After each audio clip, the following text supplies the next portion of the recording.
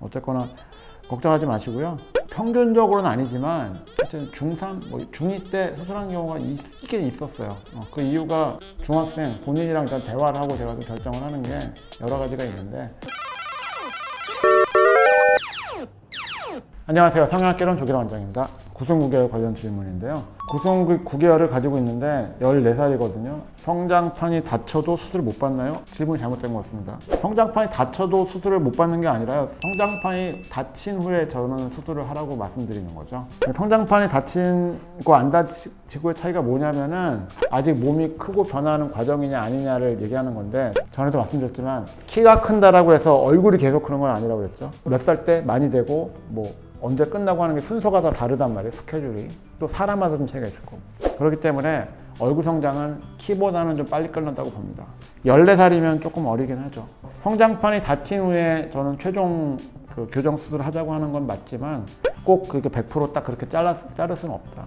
사실 부모님이 오시거나 아니면 이렇게 어린 친구가 온라인으로 아마 궁금하니까 걱정되니까 질문을 하신 것 같은데, 원칙적인 걸 얘기하자면요, 얼굴 골격이나 뼈가 어느 정도 안정화된 다음에 하는 게 바람직하다. 그러니까 보통 우리가 이제 성장판 체크하는 게 엑스레이 찍어서 하잖아요. 그걸 기준으로 판단을 하는 거지 사실은 다 찍고 확인해 볼 수는 없어요. 또 잘 보이지도 않고.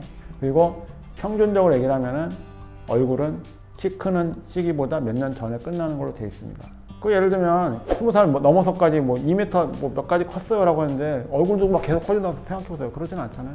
그리고 얼굴이 크는 속도도 초등학교, 유치원 때 점점 막 크고 막 이럴 때 있잖아요. 근데 중학교, 고등학교 이후로 얼굴이 변하긴 하지만 사이즈가 막 크게 변하진 않아요. 그래서 만약에 조금 상황에 따라서 14살? 조금 빠르긴 하지만 이때쯤에도 한번 상담 받고 생각해 볼 수는 있어요. 근데 항상 얘기하지만 빠르게 하면 좋으냐라고 하면 꼭 그렇진 않다라는 거는 알고 계셨으면 좋겠고, 또 미리 얘기하지만 사실 조금 더 확실히 큰 다음에 여유 있을 때 하는 게 사실은 장점이 더 있을 수도 있다라는 거. 그래서 저한테 언젠가 올지 어떨지 잘 모르겠지만 걱정하지 마세요. 세상에 도저히 불가능한 거 한 일도 있겠지만 전혀 불가능하다라고 할 수는 없고, 대신 현실 가능한 사실은 조금 목표를 갖고 최선의 결과를 만들었으면 좋겠다라는 이런 마인드가 좀 있었으면 좋겠고, 매번 얘기하지만 사람 외모라는 게 뭐 하나로 결정되는 건 아니에요. 어쨌거나 걱정하지 마시고요. 평균적으로는 아니지만 하여튼 중3, 중2 때 수술한 경우가 있긴 있었어요.